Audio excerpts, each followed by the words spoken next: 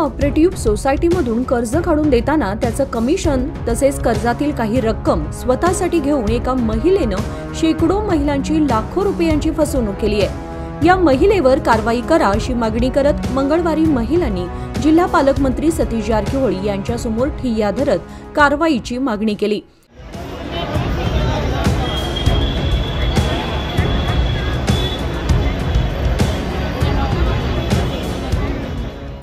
बेळगाव तालुक्यातील हालभावी येथील यल्लव्वा एम बन्नीबागी वय 45 ही महिला गावामध्ये कोऑपरेटिव्ह संघ चालवते।